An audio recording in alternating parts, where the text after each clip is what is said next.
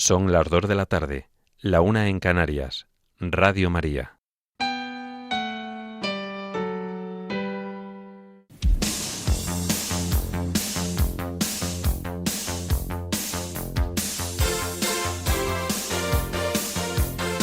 Servicios informativos de Radio María.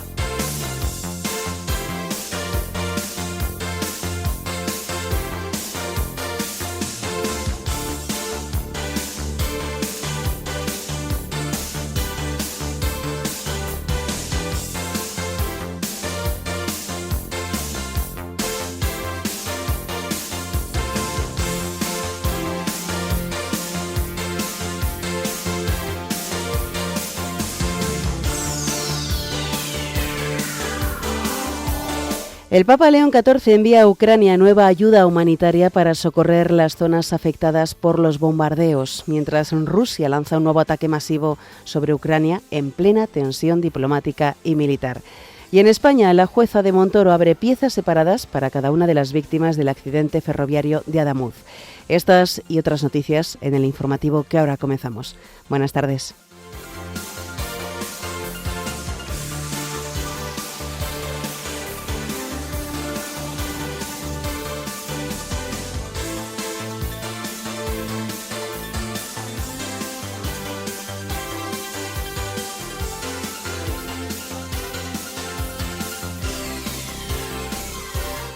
La Conferencia Episcopal de Venezuela insta a una reconciliación nacional ante la crisis que vive la nación. El Papa León XIV asegura que el deporte puede llegar a ser verdaderamente una escuela de vida. La Iglesia de Valladolid presenta al Santo Padre en Roma la Semana Santa de su archidiócesis. En esta fiesta de Santa Eulalia, la Catedral de Barcelona celebra una jornada de puertas abiertas y estrenan un diseño de los gozos de su copatrona. La Unión Europea estudia imponer sanciones a puertos de terceros países que faciliten la exportación de petróleo ruso. Bangladesh vota sus primeras elecciones libres en casi 20 años tras las presiones de los jóvenes del país. En España, el Congreso fusiona las dos comisiones que creó sobre el apagón y podrá empezar a investigar 10 meses después. El Congreso aprueba la reforma penal que castiga la multirreincidencia. Y en deportes, los patinadores españoles Olivia Smart y Tim Dieck rozan el diploma olímpico en patinaje artístico sobre hielo.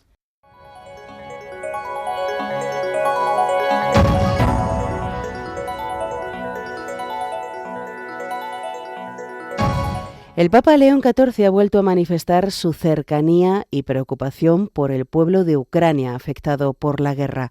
Una vez más, ha enviado ayuda humanitaria a las zonas afectadas por los bombardeos. Consciente de la crítica situación que atraviesan muchos ucranianos, el pontífice ha realizado un nuevo gesto de solidaridad con el envío de 3 camiones con 80 generadores eléctricos. Además, el Papa ha enviado a través de la limosnería apostólica algunos alimentos y medicamentos, entre ellos melatonina, muy solicitada por la población para poder conciliar el sueño debido al temor a los ataques y el estrés continuo al que están sometidos. No es la primera vez que las reiteradas peticiones del pontífice en favor de la reconciliación en la región se traducen en acciones concretas. En diciembre ya envió otros 3 camiones con alimentos especiales. De este modo, su santidad quiere transmitir su apoyo a las realidades más afectadas por la guerra, mientras no cesan sus llamamientos a la paz. Precisamente Rusia ha lanzado en las últimas horas su nuevo ataque masivo con misiles y drones contra Kiev y otras regiones de Ucrania, dejando varias víctimas mortales y también decenas de heridos. Es el día 1450 desde el inicio de la invasión y las fuerzas ucranianas aseguran haber interceptado parte de los proyectiles, aunque los daños en infraestructuras civiles han sido significativos. El recrudecimiento de los ataques coincide con una jornada clave en el ámbito internacional. Los ministros de Defensa de la OTAN se reúnen hoy en Bruselas con el objetivo de reforzar la disuasión militar frente a Moscú y avanzar en la coordinación de la operación Arctic Sentry, una iniciativa destinada a fortalecer la presencia aliada en el Alto Norte. El plan busca asegurar la capacidad de defensa en una región donde el deshielo y las nuevas rutas marítimas han incrementado el interés estratégico, tanto económico como militar. La Alianza Atlántica considera prioritaria la vigilancia del Ártico ante la creciente actividad rusa en la zona, que incluye el despliegue de bases militares y sistemas de misiles en áreas de difícil acceso. Además del refuerzo del flanco norte, los aliados discutirán el aumento de la producción de munición y armamento defensivo para Ucrania, así como nuevas medidas de cooperación tecnológica y de inteligencia. La reunión se produce en un contexto de renovada presión militar rusa, lo que refuerza la percepción de que el conflicto podría prolongarse y que la seguridad europea sigue dependiendo del respaldo conjunto de la OTAN. Mientras tanto, en el plano diplomático, Ucrania y Rusia valoran una tercera ronda de contactos con mediación de Estados Unidos tras los recientes canjes de prisioneros. No obstante, Moscú aún no ha confirmado oficialmente su participación, lo que mantiene en suspenso cualquier expectativa de avance hacia una posible distensión. Les hablamos ahora aquí de España sobre la investigación del accidente de trenes en Adamuz. La sección civil y de instrucción del Tribunal de Instancia de Montoro, plaza número 2, que se encarga de la investigación, ha ordenado mediante un auto la apertura de una pieza separada del caso por cada uno de los fallecidos en el siniestro ocurrido el pasado 18 de enero en la línea de alta velocidad. Se trata de una estrategia legal para abordar de forma unitaria cada pérdida humana derivada del accidente de tren. Esta resolución judicial sustituye a la anterior dictada la semana pasada, por la que creaba una pieza principal con la investigación del caso en el que murieron 46 personas y más de 190 resultaron heridas, y otra pieza separada en la que englobaba a todas las víctimas.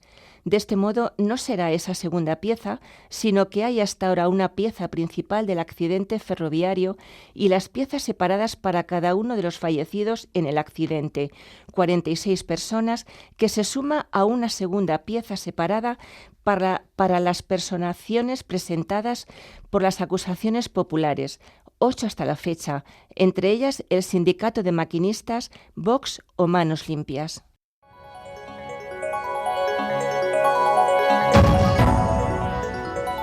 Noticias de la Iglesia en el mundo.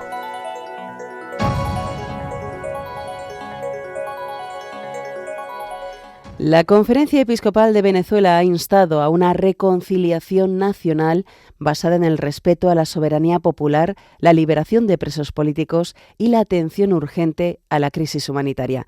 Así lo ha expresado en un mensaje dirigido al pueblo de Dios al final de la Asamblea Plenaria Ordinaria que ha celebrado. Ante las inquietudes y los temores que genera la situación social, política y económica de su país, los prelados invitan a dejarse iluminar por el Evangelio que presenta el Señor en la barca con sus discípulos calmando la tempestad. Refiriéndose a este pasaje, recuerdan que Jesús está siempre con su pueblo. En su texto, los obispos de Venezuela citan las palabras del Papa León XIV de hace unos días al afirmar que el pueblo venezolano debe prevalecer por encima de cualquier otra consideración y llevar a superar la violencia y emprender caminos de justicia y paz, garantizando la soberanía del país. Asimismo, la Conferencia Episcopal Venezolana reitera su cercanía a todas las personas que por diversas razones están sufriendo. Así, ha alentado a los fieles a encontrar en la oración luz y fortaleza para enfrentar los desafíos actuales. Los obispos proponen leer la Biblia, la adoración eucarística, el rezo del Vía Crucis y mantener encuentros espirituales que permitan reforzar la fraternidad. Por último, han pedido la intercesión de la Virgen María de Coromoto para que guíe a su patria por caminos de libertad, justicia y paz. En otro orden de cosas, les contamos que el Papa León XIV ha recibido recientemente a los representantes de la Liga Comunitaria de Fútbol, un proyecto argentino que busca la inclusión a través del deporte. En el marco del Congreso Internacional Una Humanidad, un Planeta, el director de la Liga Comunitaria de Fútbol, Ariel Malvestiti, ha entregado al Santo Padre unos obsequios relacionados con el proyecto. El encuentro ha tenido lugar en el Palacio Apostólico del Vaticano y ha reunido a un centenar de jóvenes que lideran distintos proyectos en numerosos países. En ese contexto, el pontífice ha destacado la urgencia de una ética política que ponga en el centro a los más vulnerables. Su santidad ha asegurado que no habrá paz sin poner fin a la guerra que la humanidad libra contra sí misma cuando descarta a los débiles, y ha asegurado que solo quien cuida de los más pequeños puede hacer cosas verdaderamente grandes. La Liga Comunitaria de Fútbol trabaja de manera conjunta con organizaciones sociales, civiles y religiosas, buscando garantizar el derecho al deporte, la cultura, la salud y la inclusión social de niños de los barrios más necesitados. Se trata de un proyecto de la comunidad Padre Misericordioso, una asociación civil que se dedica a la prevención y el acompañamiento frente a las adicciones. Continuamos hablando de Iglesia y deporte para contarles que el Santo Padre ha publicado una carta con ocasión de la celebración de estos 25º Juegos Olímpicos Invernales que se desarrollan entre Milán y Cortina d'Ampezzo hasta el 22 de febrero y también de los 14º Juegos Paralímpicos que tendrán lugar en esas mismas localidades del 6 al 15 de marzo. Con el título La vida en abundancia sobre el valor del deporte, el Papa León XIV recuerda que con motivo de los Juegos Olímpicos anteriores, sus predecesores han subrayado cómo el deporte puede tener un rol importante para el bien de la humanidad, en particular para la promoción de la paz. Entre otras cosas, el obispo de Roma apunta que, precisamente porque el deporte es fuente de alegría y favorece el desarrollo personal y las relaciones sociales, debería ser accesible a todas las personas que desean practicarlo. A su vez, el Santo Padre advierte de algunos riesgos que pueden darse en el ámbito deportivo. Por ejemplo, el peligro de que los beneficios económicos derivados del éxito en el deporte sean considerados más importantes que el valor intrínseco de la participación. Así, el Papa alerta de que la dictadura del rendimiento puede inducir al uso de sustancias dopantes y de otras formas de fraude y puede conducir a los jugadores de deportes en equipo a concentrarse en su propio bienestar económico más que en la lealtad hacia su disciplina. Al mismo tiempo, el pontífice señala que, cuando la competición deportiva es auténtica, presupone un pacto ético compartido, la aceptación leal de las reglas y el respeto de la autenticidad del enfrentamiento. De este modo, asevera que el deporte verdadero educa a una relación serena con el límite y con la norma.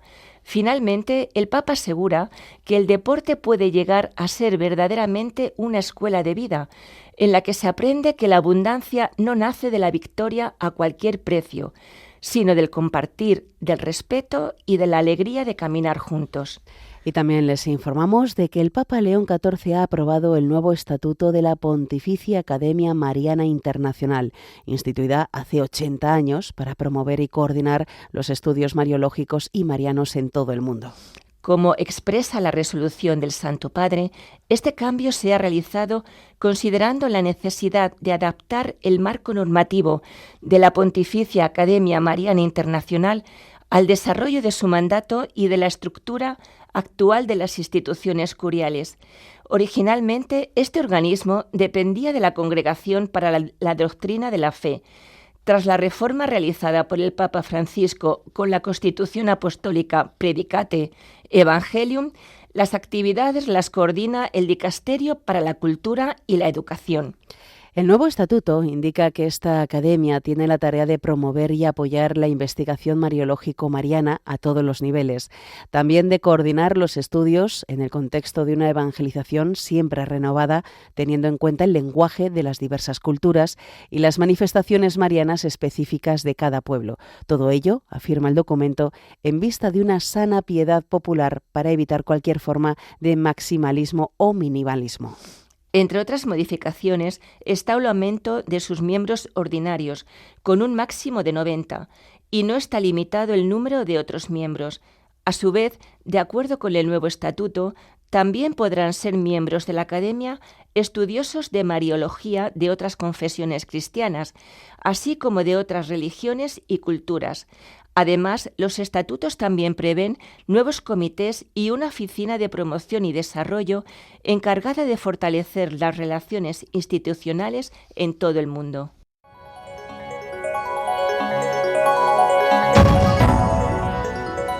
Noticias de la Iglesia en España.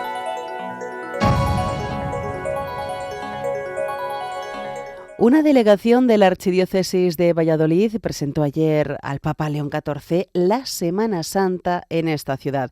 En el Vaticano estuvieron el arzobispo de esta sede y presidente de la Conferencia Episcopal Española, Monseñor Luis Argüello, el alcalde de Valladolid, Jesús Julio Carnero, el presidente de la Diputación Provincial, Conrado Íscar, y representantes de la Junta de Cofradías.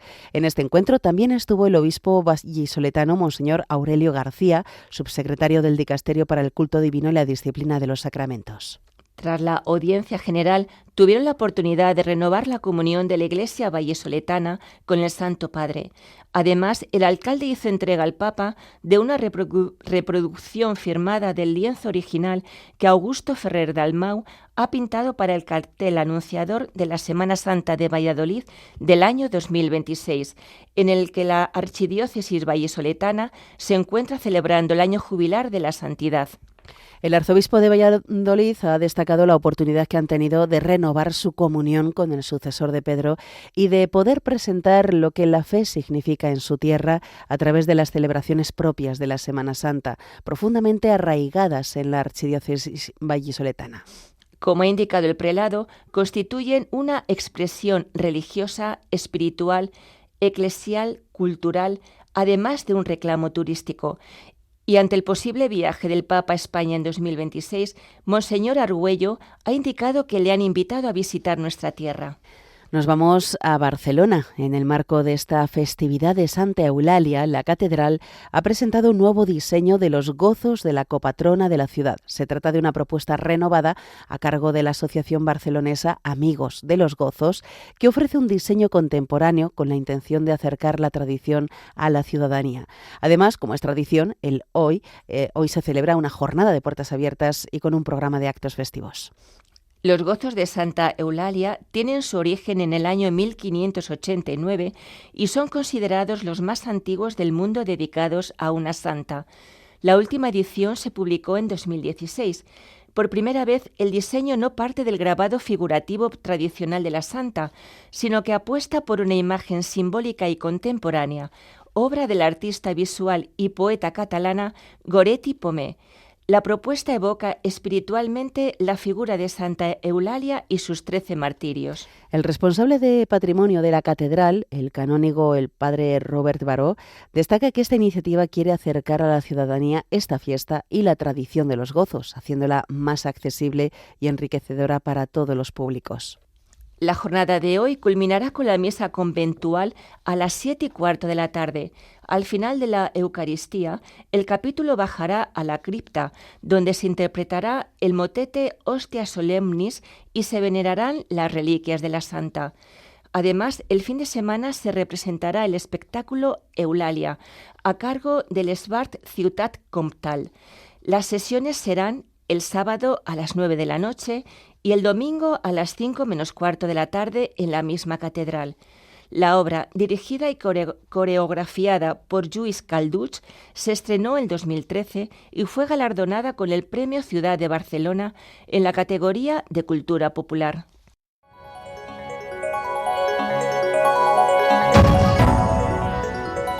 Información internacional.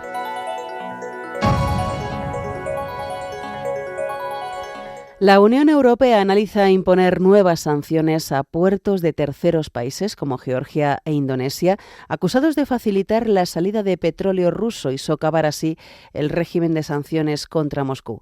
Esta medida forma parte del 20º paquete de sanciones propuesto por la Comisión Europea y el Servicio Europeo de Acción Exterior, que por primera vez extendería las restricciones directamente a infraestructuras portuarias fuera del bloque comunitario. Los puertos señalados, como Kulevi en Georgia y Karimun en Indonesia, serían incluidos en la lista negra, lo que prohibiría a empresas y particulares europeos realizar transacciones con ellos, con el fin de cerrar las vías de escape que permiten a Rusia eludir las limitaciones al comercio de crudo. El paquete también contempla prohibiciones a importaciones de metales como níquel, hierro y cobre, así como a bancos de Kirguistán, Laos y Tayikistán por servicios cripto a Rusia. Bangladesh vota hoy en sus primeras elecciones generales libres en casi 20 años, tras la revolución de julio de 2024 que derrocó el régimen autoritario de Sheikh Hasina de la Liga Awami, ahora suspendida y excluida de los comicios. Bajo el gobierno interino de Muhammad Yunus, más de 127 millones de electores, con casi la mitad jóvenes, eligen los 300 escaños del Hatija Sangsad en un duelo bipolar entre el Partido Nacionalista de Bangladesh, de Tariq Rahman, y la Alianza de 11 partidos, liderada por Jamaat Islami y el Partido Nacional Ciudadano. Se celebra simultáneamente un referéndum sobre la Carta de Julio para reformas constitucionales, con voto postal pionero para expatriados y presos, en 42.766 colegios y 247.049 mesas. Temas clave incluyen desempleo, corrupción, extorsión y promesas a jóvenes y minorías en la primera elección inspirada por la Gen Z tras protestas globales. En el marco de denuncias del Partido Nacionalista de Bangladesh por presunto voto fraudulento, se prevé un escrutinio complejo por el uso de la tecnología y observadores en el mayor ejercicio democrático del año. Al menos 3 personas han resultado heridas tras la explosión de una bomba casera en un centro de votación de Bangladesh en el distrito de Golpayang, bastión de la ex primera ministra Sheikh Hasina. Se trata del primer ataque confirmado en la histórica jornada electoral que hoy celebra el país asiático. Nos vamos a Estados Unidos, donde la Corte Suprema ha autorizado al presidente Donald Trump a revocar el programa de parole humanitario que beneficia a más de 500.000 migrantes procedentes de Venezuela, Cuba, Nicaragua y Haití, una medida que podría derivar en deportaciones masivas en los próximos meses. El fallo, adoptado por mayoría conservadora, respalda la potestad del Ejecutivo para modificar o suspender el programa instaurado durante la administración de Joe Biden, que permitía la entrada temporal y legal al país por razones humanitarias. Organizaciones de defensa de los migrantes han calificado la decisión como un retroceso grave en materia de derechos humanos, mientras distintos estados fronterizos se preparan para un posible aumento de detenciones. La Casa Blanca no ha detallado aún cómo se implementará la medida ni cuál será el calendario de revisión de los permisos actualmente vigentes. También les contamos que varios países de América Latina han elevado el tono de sus condenas contra Israel por la intensificación de la violencia en Gaza y el anuncio de nuevos asentamientos en Cisjordania, lo que agrava la tensión en Oriente Medio. Gobiernos como los de Colombia, México, Chile, Brasil y Bolivia han emitido declaraciones conjuntas o individuales calificando las acciones israelíes de ilegales y desproporcionadas, exigiendo un alto el fuego inmediato y el reconocimiento de un Estado palestino con fronteras de 1967. El anuncio de al menos 19 nuevos asentamientos en Cisjordania, aprobado recientemente por el gobierno de Benjamin Netanyahu y liderado por ministros como Bezalel Smotrich, busca, según fuentes oficiales, consolidar el control territorial israelí y prevenir la creación de un Estado palestino viable.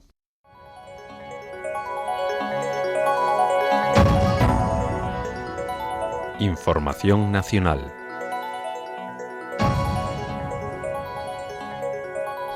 El Pleno del Congreso ha aprobado hoy por unanimidad la unificación de las 2 comisiones que se crearon para investigar el apagón que sufrió nuestro país el 28 de abril del año pasado y por fin se podrá comenzar a investigar 10 meses después de que se produjera este incidente que produjo la muerte de al menos 6 personas.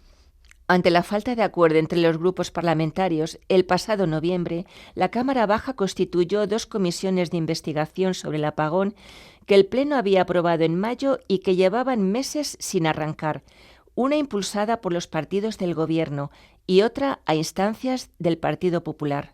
Al tratarse de comisiones de investigación sobre los mismos hechos, los grupos registraron a los mismos diputados para ambas, confiando en que se impusiera el sentido común y que hubiese consenso para fusionarlas. Sin embargo, eso no fue posible y en noviembre acabaron constituyéndose las 2 comisiones. Actualmente, el Congreso tiene activas otras 3 comisiones de investigación, la de la Dana y 2 que el PSOE pactó con Esquerra Republicana de Cataluña y Junts para lograr el apoyo de los independentistas catalanes para conquistar la mesa de la Cámara, si bien estas 2 últimas llevan meses paradas y sin previsión de nuevas convocatorias. También les contamos que el Congreso ha aprobado una reforma penal impulsada por el partido de Carles Puigdemont para aumentar el castigo a la multirreincidencia, una de las exigencias al gobierno de Pedro Sánchez para desbloquear otras leyes.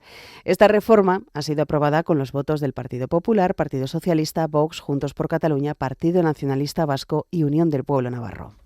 Esta ley ha puesto en evidencia la división entre los 2 partidos que componen el gobierno, ya que Sumar la ha rechazado enérgicamente, al igual que los socios de izquierda Bildu, Podemos, BNG y Compromís.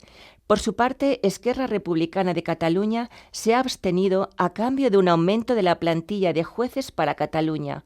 De hecho, Esquerra Republicana de Cataluña ha pactado con el Gobierno crear 180 nuevas plazas de jueces en Cataluña en los próximos 2 años. Ahora en Cataluña prestan servicio alrededor de 870 jueces y con la aplicación de lo acordado con el Gobierno, la ratio por habitante se irá acercando a la media europea, en línea con los objetivos fijados por la Comisión Bilateral Estado-Generalitat. En concreto, el acuerdo contempla la creación de 91 nuevas plazas judiciales este año vía Real Decreto y de otras 90 adicionales el año que viene. Más noticias. La Comisaría General de Extranjería ha enviado una notificación interna a todas las comisarías de la Policía Nacional de España, alertando del incremento de denuncias por pérdida de la documentación que se ha registrado entre la población inmigrante desde que el pasado 27 de enero el presidente del Gobierno, Pedro Sánchez, anunció la regularización masiva de más de 500.000 de extranjeros que se encontraban en situación irregular y que ya está siendo vigilada en Bruselas. La Comisaría General de Extranjería y Fronteras alerta de que se ha tenido conocimiento de un aumento significativo de denuncias en las oficinas de denuncias y atención al ciudadano por extravío, pérdida o sustracción de documentación, principalmente pasaporte, por parte de ciudadanos extranjeros completamente indocumentados. De esta manera, los inmigrantes intentan acogerse a ese proceso de regularización, ya que sin la documentación no se puede demostrar que no estaban en España antes del 31 de diciembre, que es la fecha fijada por el Gobierno como límite para poder regularizar su situación, ni se puede acreditar si contaban o no con antecedentes. De hecho, la Comisaría General de Extranjería constata que ya ha habido casos en los que, tras la identificación plena del extranjero en estas circunstancias, se ha podido comprobar que en muchos casos existían antecedentes penales y o policiales, otras identidades diferentes a las denunciadas o resoluciones administrativas en materia de extranjería aún en vigor. Y para terminar la crónica nacional, les contamos que el País Vasco está hoy en alerta roja por olas de hasta 10 metros y en amarillo por fuertes vientos, a la que se suman con avisos naranjas o amarillos otras 14 comunidades autónomas, de las que se libran solo Canarias y Extremadura, por alguna o varias de dichas inclemencias, además de deshielos y lluvias. En Cataluña, Renfe ha confirmado que los trenes están circulando, aunque con diversas restricciones, una vez que Adif ha revisado todas las líneas para comprobar las posibles afectaciones en la infraestructura por la alerta de fuertes rachas de viento. La caída de árboles y placas solares sobre la vía férrea, así como de plásticos sobre la catenaria, ha obligado a interrumpir de manera temporal la circulación de trenes de rodalíes en los tramos de Massanet-Gerona, Vilanova-Cunit y Calella-Blanes. Además, el temporal ha obligado a desviar hacia aeródromos alternativos 8 vuelos que tenían que aterrizar en el aeropuerto de Barcelona-El Prat hasta esta hora, mientras que las aerolíneas han anunciado ya 53 cancelaciones. También están en alerta naranja Andalucía por lluvias, viento y oleaje, Asturias y Galicia por temporal marítimo, Cantabria por mala mar y en amarillo por viento. y Baleares y Cataluña por oleaje y viento, según las predicciones de la Agencia Estatal de Meteorología.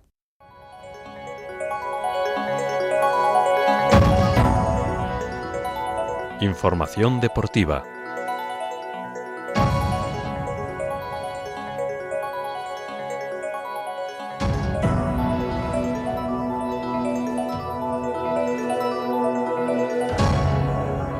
Comenzamos hablándoles de los Juegos Olímpicos. Los patinadores españoles Olivia Smart y Tim Dieck han acabado novenos en la final por parejas del patinaje artístico sobre hielo en estos Juegos Olímpicos de invierno que se están desarrollando en Milán Cortina d'Ampezzo, mientras que los también españoles Sofía Val y Asaf Kazimov han concluido 19º en esa misma competición. Los franceses Laurent Fournier-Baudry y Guillaume Sigeron ganaron el oro, 225,82. Los estadounidenses Madison Chock y Evan Bates se colgaron la plata, 224,39, y los canadienses Piper Gilles y Paul Poiret se llevaron el bronce, 217,74. Y en fútbol, la Real Sociedad se impuso anoche por 0-1 al Athletic Club de San Mamés en la ida de semifinales de la Copa del Rey, con un gol de Beñat Turrientes que da ventaja a los Txuri-Urdin en la eliminatoria y los acerca a la final de la Cartuja, aunque todo se decidirá en la vuelta de Anoeta dentro de 3 semanas. Y esta noche el Atlético de Madrid y el Barcelona disputan en el Metropolitano la ida de las semifinales de la Copa del Rey a las 9 de la noche en un cruce que vuelve a enfrentar a dos de los grandes aspirantes a levantar el título en la Cartuja el próximo mes de abril.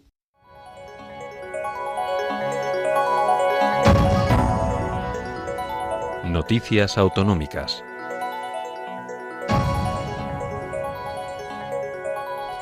Nos vamos hasta las Islas Canarias, donde una delegación del Gobierno autonómico ha participado en Roma en un foro sobre migración.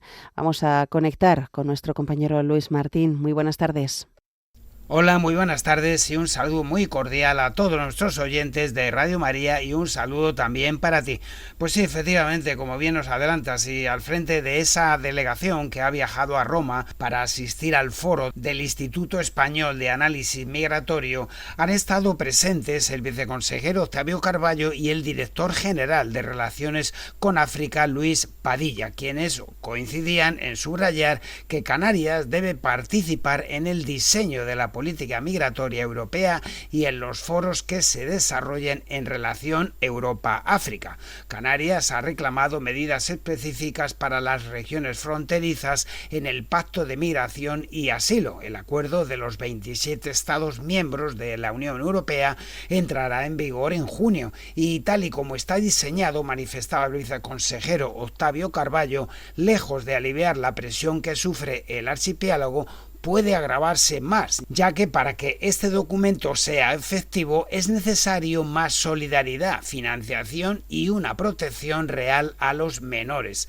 En este foro, que se ha llevado a cabo recientemente, como anunciábamos en Roma, la delegación canaria destacaba las posibles repercusiones de este pacto europeo en las islas, así como las iniciativas de cooperación que el Ejecutivo Autonómico ha puesto en marcha en distintos países africanos para contribuir a su desarrollo.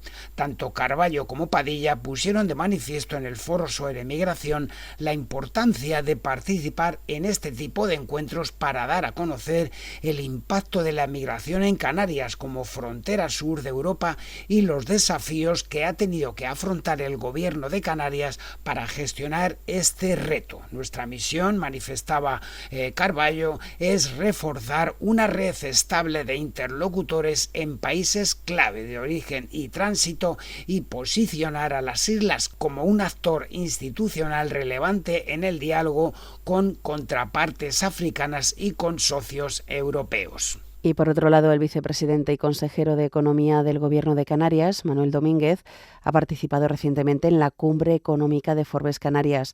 Danos más detalles, Luis.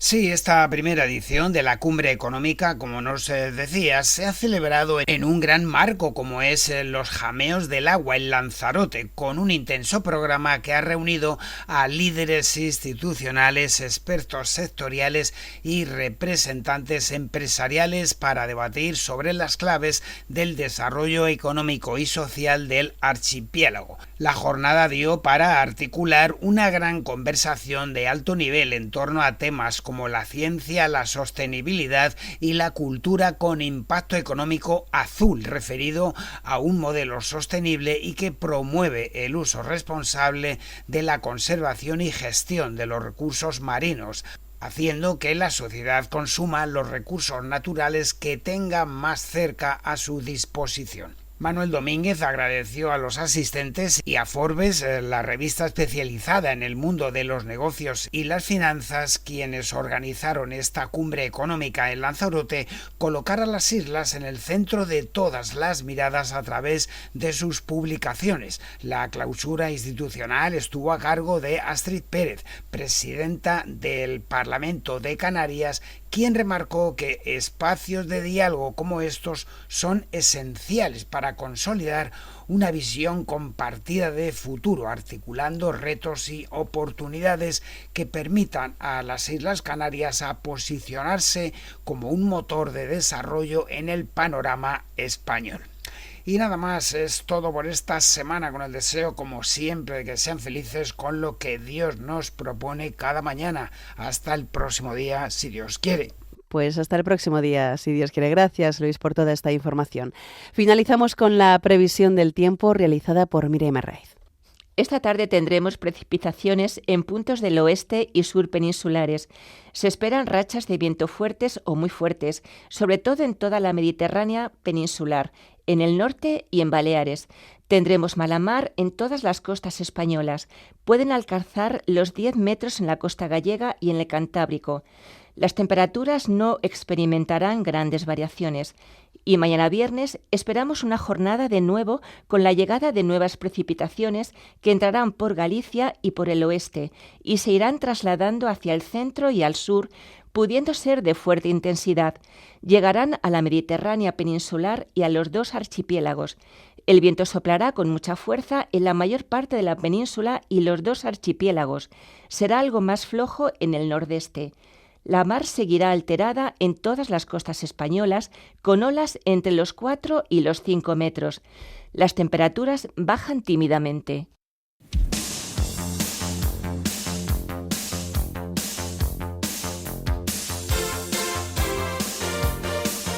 Es todo por el momento. Los hemos acompañado en la redacción Cristina Abad, Rocío García y Marta Troyano, y se lo hemos contado Mercedes Monzón y Yolanda Gómez. Más noticias esta noche a las 10, las 9 en Canarias.